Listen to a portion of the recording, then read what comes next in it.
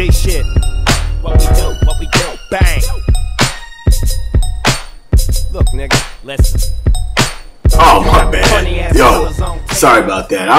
Last time I was talking about this Source magazine and stuff like that. So in this issue, now, I mean, really?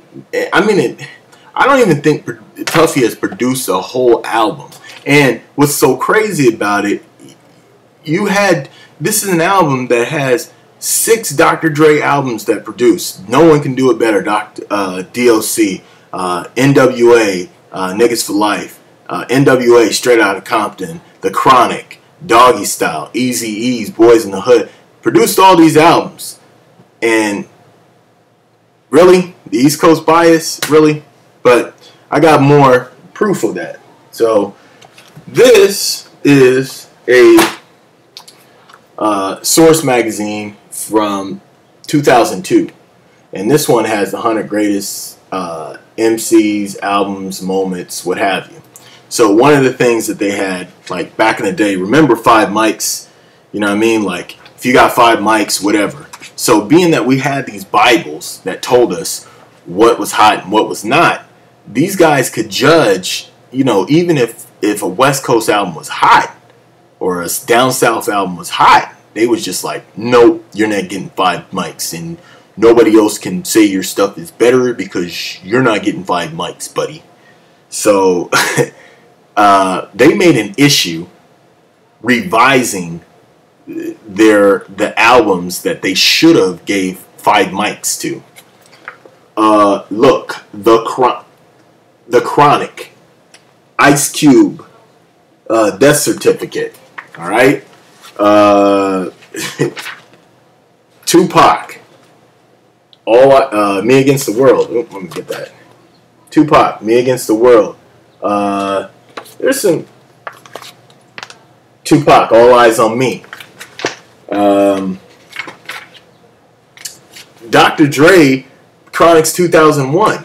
It's like, okay, so there's a couple albums that they missed, whatever, but that completely shows you the bias. If you slided 2 of Dre's albums, 2 of Pac's albums, you know what I mean? Like, you slided those and, like, gave them, like, 4.5 mics.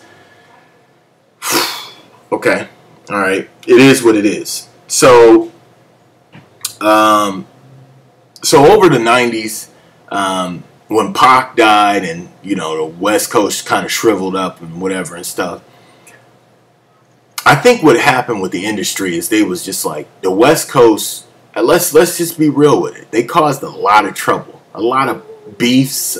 You know, a lot of people got killed because of the West Coast and stuff. Just think about it. Biggie died on the West Coast. Pac died on the West Coast. You know what I mean?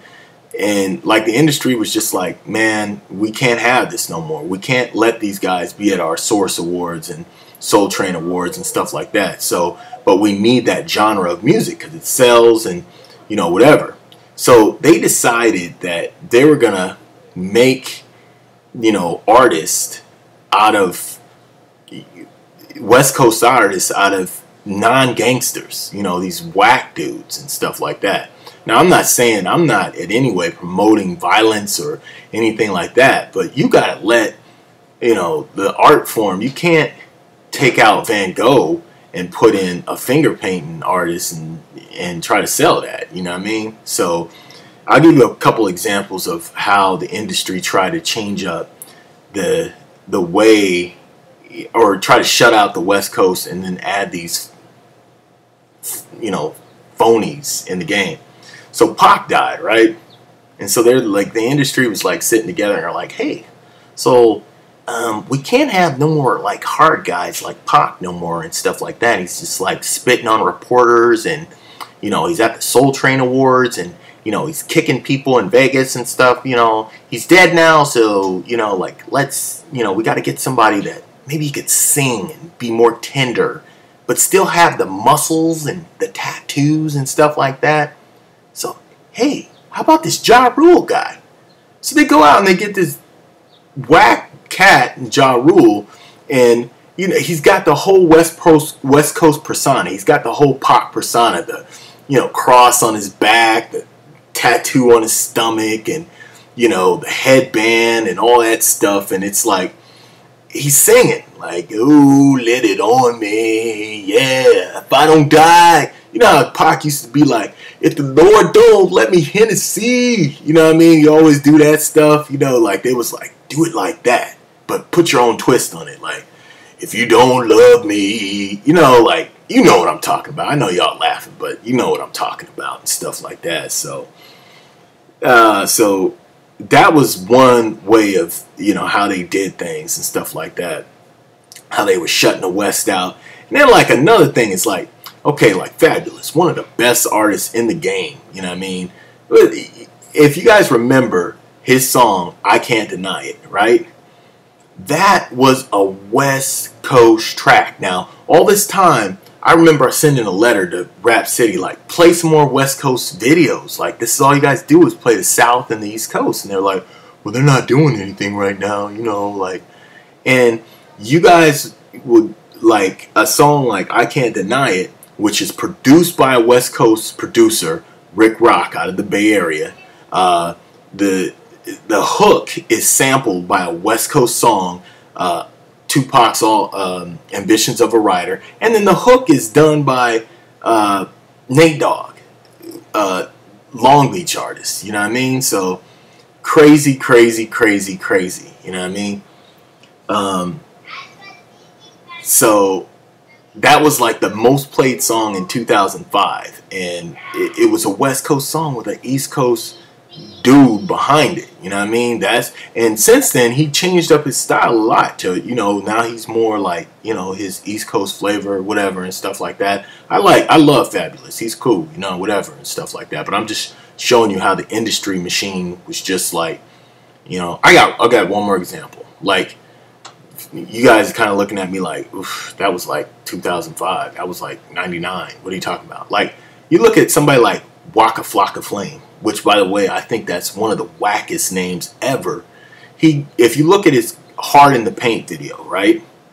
That's filmed in Los Angeles, in the hood. You know what I mean? Like, yeah, I go hard in the paint, and got all these gangsters behind him and stuff like that. You dig?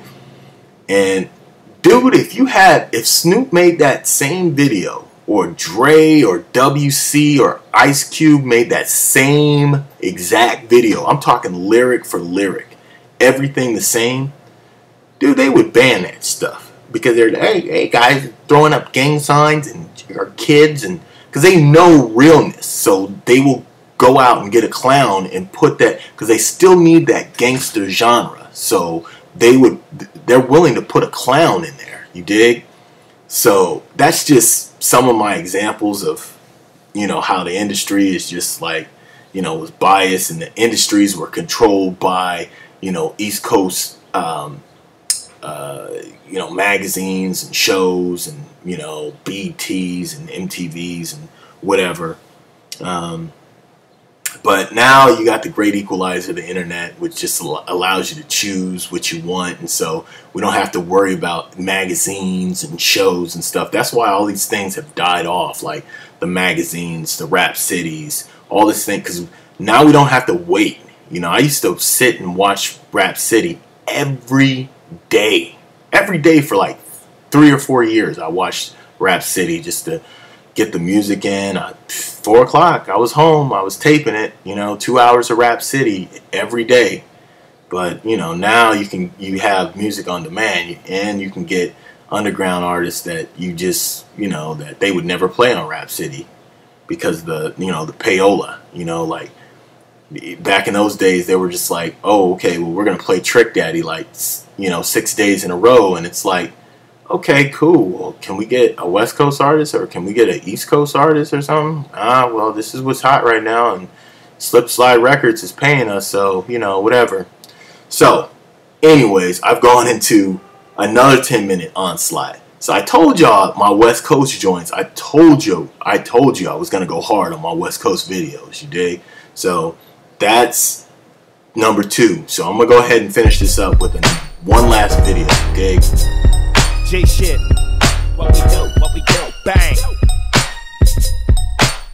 Look, nigga, listen.